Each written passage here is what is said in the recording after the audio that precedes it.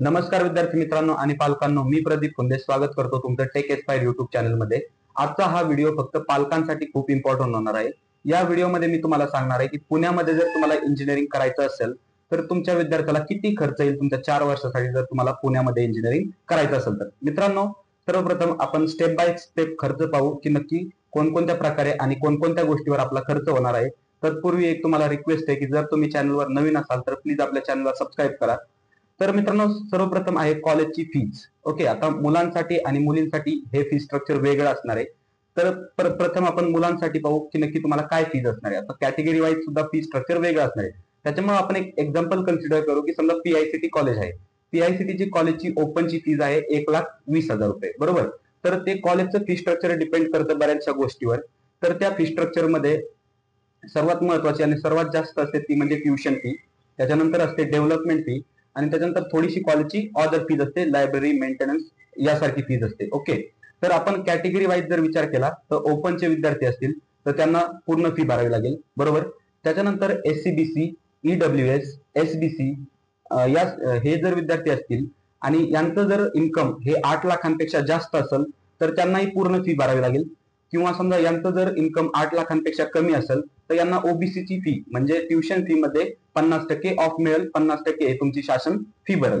त्याच्यानंतर ना एससी आणि एसटीच्या विद्यार्थ्यांसाठी जरीही त्यांचं इन्कम हे 8 लाखांपेक्षा जास्त असेल किंवा 8 लाखांपेक्षा कमी असेल तर त्यांना फक्त आणि फक्त कॉलेजेसची फी भरायची आहे, म्हणजे ट्युशन फी त्यांची सरकार भरणार, त्याचबरोबर डेव्हलपमेंट फी सुद्धा त्यांची सरकार भरणार। त्याचबरोबर राहिला विषय NT1, NT2, NT3 त्याचबरोबर व्हीजेटी, तर या विद्यार्थ्यांसाठी ट्युशन फी ही माफ असणार आहे, म्हणजे ट्युशन फी तुमची कॉलेज सरकार भरणार आहे। त्यासोबत फक्त तुम्हाला डेव्हलपमेंट फी आणि कॉलेजची काय असेल युनिव्हर्सिटी फी किंवा समजा एखादी लायब्ररीची फी एवढी तुम्हाला पे करावी लागणार आहे।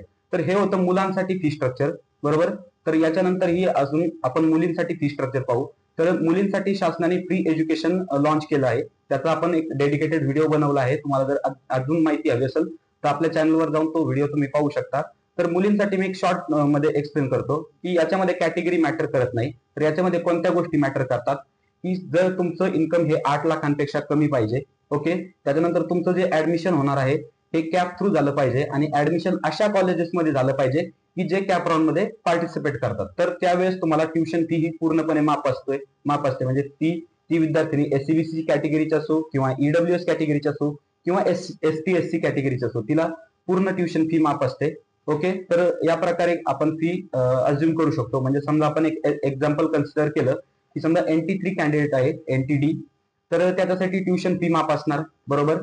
आणि त्याच्यासाठी डेव्हलपमेंट फी त्याला भरावी लागणार। म्हणजे समजा पीआयसीटी कॉलेजच्या फी स्ट्रक्चरचा जर आपण विचार केला तर 1,20,000 मधनं 15,000 ही त्याची डेव्हलपमेंट फी असणार आणि त्याच्यानंतर उर्वरित 1,05,000 ही ट्युशन फी असणार। तर ट्युशन फी हे सरकार भरणार, तर त्या विद्यार्थ्याला फक्त 15,000 आणि थोडेसे 1,000 किंवा 1,500 रुपये एक्स्ट्रा हे कॉलेजला पे करावं लागणार। ही असणार तुमची 1 वर्षासाठीची फी, बरोबर। याला तुम्ही 4 ने मल्टिप्लाय करा म्हणजे ही तुमची 4 वर्षासाठीची कॉलेजची फी असणार आहे। ओके, आता कॅटेगरीनुसार तुम्ही फीज अज्युम करा। आता मी जे तुम्हाला व्हिडिओ पुढे एक्सप्लेन करणार आहे की तुमच्या केसनुसार तुम्ही ते नोट डाऊन करायचंय, नंतर ऍडिशन करायची आणि चेक करायचं की तुम्हाला 4 वर्षासाठी किती खर्च असणार आहे। त्याच्यानंतर महत्वाचे आहे ते म्हणजे राहण्याची सोय। ओके, तर बऱ्याचशा कॉलेजेसला हॉस्टेल आहेत, बऱ्याचशा कॉलेजचे हॉस्टेल महाग आहेत, काही हॉस्टेल स्वस्त आणि अफोर्डेबल आहेत। तर पीआयसीटी हॉस्टेलचा जर आपण विचार केला तर गर्ल्ससाठी 1,65,000 किंवा 1,70,75,000 पर्यंत फी आहे एका वर्षाची। त्याच्यामध्ये तुमचं 2 वेळेचं जेवण, फक्त रविवारी संध्याकाळी मेस बंद असते, तर त्याच्यामध्ये तुमचा नाश्ता इन्क्लूड नसतो, पण राहण्याची खाण्याची ही त्याच्यामध्ये सोय असते, लाईट बिल सर्व गोष्टी त्याच्यामध्ये इन्क्लूड असतात। आणि जर मुलांसाठी जर आपण हॉस्टेलचा जर विचार केला तर मुलांसाठी 1,35,000 किंवा 1,40,000 या पद्धतीचे हॉस्टेल अवेलेबल आहेत, त्याच्यामध्ये सेम फॅसिलिटी तुम्हाला प्रोव्हाइड करता येते, बरोबर। तर मुलींसाठी आपण प्रेफर करतो नेहमीच की हॉस्टेल तुम्ही म्हणजे समजा पहिल्या वर्षाकरिता तरी हॉस्टेल घ्यावं, बरोबर। ज्यावेळेस तुम्हाला एरियाची माहिती होईल तर त्यावेळेस तुम्ही शिफ्ट करू शकता पीजी किंवा रूम्स मध्ये, पण पहिल्या वर्षाकरिता तरी हॉस्टेल घ्यावं। आता मुलांसाठी प्रश्न येतो की पीजीचा त्यांच्याकडे ऑप्शन अवेलेबल असतो, त्याबरोबर फ्लॅटमेट शेअरिंगचा त्यांच्याकडे ऑप्शन अवेलेबल असतो, तर त्याच्यासाठी पुण्यासारख्या ठिकाणी किती खर्च येईल तर मी सांगतो। आता जर तुम्ही पीजी निवडली तर पीजी मध्ये बरेचसे प्रकार आहेत, ओके। जर तुम्ही स्टांजा लिव्हिंग किंवा कोरेंट लिव्हिंग यासारख्या जर हाय क्लास पीजी निवडल्या तर 7,500 तुमचा महिन्याचा फक्त राहण्याचा खर्च असतो, मेस त्याच्यामध्ये इन्क्लूड नसते, ओके। पण जर आपण एक मॉडरेट लेवलची जर पीजी पाहिली, म्हणजे समजा घरगुती पीजी असेल या पद्धती जर पाहिली, तर 3 ते 3.5 हजार तुम्हाला त्याचा राहण्याचा खर्च असतो. त्याच्यामध्ये लाईट बिल ऑलरेडी इन्क्लूड असतं. तर हे झालं डे स्कॉलरसाठी, बरोबर. तर त्याच्यानंतर समजा जर तुम्ही फ्लॅट ऑप्शन हा निवडला, बरोबर, तर 1 BHK फ्लॅट जर तुम्ही सिलेक्ट केला, तर आता फ्लॅटमेट आणायचे कुठून? कारण पुण्यात सारख्या ठिकाणी समजा तुम्ही नवीन असाल तर त्यावेळेस तुमची विद्यार्थ्यांसोबत ओळख नसणार. तर त्यासाठी आपण काय करतोय, जे आपले काउन्सिलिंगचे मुलं आहेत, तर समजा आपले काउन्सिलिंगचे समजा 3-4 मुलं समजा PICT कॉलेजला लागले, तर आपण त्यांचे इंटरनली कॉन्टॅक्ट त्यांना शेअर करणार, की जेणेकरून त्यांची राहण्याची म्हणजे सोय होऊन जाईल, त्यांना फ्लॅटमेट शोधण्यामध्ये अडचण येणार नाही.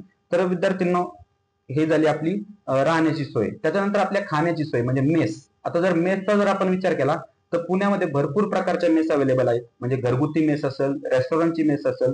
तर आपण एक विचार केला समजा, तर 3,000 ते 3,500 मध्ये तुम्हाला एक मॉडरेट लेवलची मेस मिळून जाते. त्याच्याबद्दल म्हणजे ती घरगुती असू शकते, आणि घरगुती मेसच आपण जास्त प्रेफर करतो, की मुलांना समजा घरच्या सारखं आपल्याला जेवण मिळलं पाहिजे. तर आपण त्याच्यात 3 किंवा 3,500 पकडू शकतो. तर त्याच्यानंतर आता समजा विद्यार्थी पुण्यात राहायला आलाय, ओके, तर तो पुणे एक्सप्लोर करणार, बरोबर. पुण्यामध्ये ते फिरणार, त्याचा रोजचा समजा उठण्या बसण्याचा खर्च तोही आपण त्याच्यामध्ये इन्क्लूड करू. मुलाचं गावाकडे येणं जाणं असेल, मोबाईलचा रिचार्ज असेल, भरपूर साऱ्या गोष्टी आहेत, बरोबर. तर तुम्ही एक विचार करा, की समजा तुमची कॉलेजची फी प्लस तुमची राहण्याची खाण्याची फी, त्याच्यानंतर तुमचा समजा डे टू डे खर्च काय असेल, नाश्ता पाणी असेल, कुठं एखाद्या प्लेसला तुम्ही फिरायला गेले तो असेल.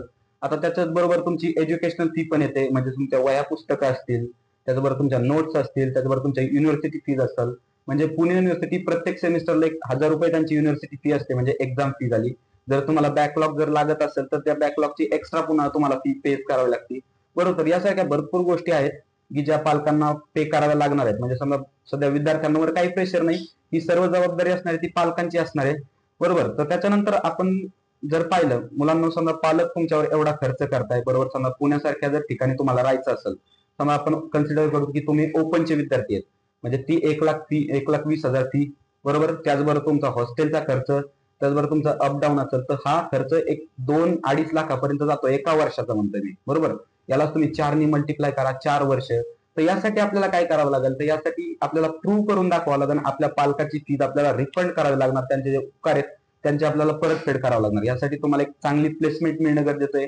आता समजा जर तुम्ही चांगल्या कॉलेजेसला आले, PICT असेल, COEP यासारख्या कॉलेजेसला आले, VIT ला आले, तर तुम्ही म्हणजे प्लेसमेंटचं टेन्शन घ्यायचं का? बिलकुल घ्यायचं. कारण विषय कसा मुलांना, 4 वर्ष तुम्ही काय करता याच्यावर तुमची प्लेसमेंट डिपेंड करते, ना की तुमच्या CETच्या मार्क्सवर किंवा तुमच्या फर्स्ट इयरच्या मार्क्सवर.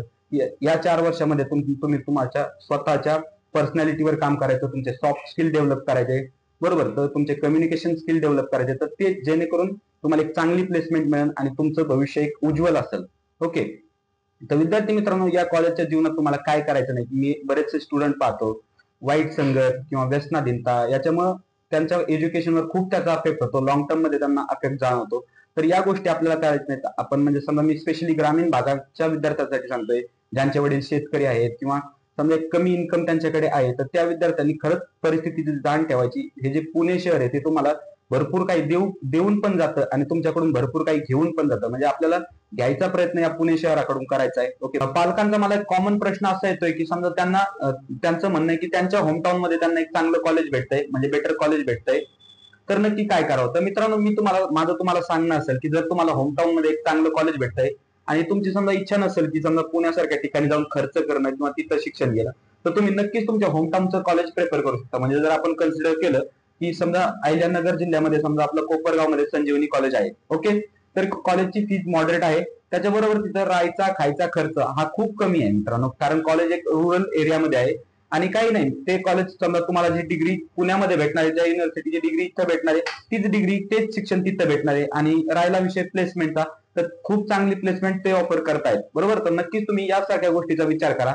म्हणजे समजा एक कोणत्या जिल्ह्यासाठी अप्लिकेबल होऊ शकतं, समजा नाशिक असेल किंवा अहिल्यानगर जिल्हा असेल, हे येतात तर पुणे युनिव्हर्सिटीमध्ये, बरोबर. म्हणजे तुम्हाला इथं शिक्षण घेतलं पुण्यामध्ये किंवा नाशिक किंवा अहमदनगरमध्ये शिक्षण घेतलं, तर तुम्हाला डिग्री एकच युनिव्हर्सिटीची भेटणार आहे, पण तुमचं सेव्ह काय होऊ शकतं, तर तुमचा खर्च सेव्ह होऊ शकतो, बरोबर. तर यासाठी तुम्ही नक्कीच विचार करा. त्याचसोबत मित्रांनो, जी आपली पुढची कॅप रजिस्ट्रेशन किंवा काय असेल तुमची ऍडमिशन प्रोसेस असणार आहे, तर ती तुम्ही जेवढी समजतात तेवढी सोपी प्रोसेस नाहीये मित्रांनो. त्या प्रत्येक स्टेजवर तुम्हाला काही ना काहीतरी डाऊट येणार आहे. त्या डाऊट रिझॉल्व्ह करण्यासाठी तुमच्याकडे एक चांगला आणि ट्रस्टेड गायडन्स असणं गरजेचं आहे. त्यासाठी विद्यार्थी मित्रांसाठी आपण आपली पर्सनल काउन्सिलिंग लॉन्च केली आहे.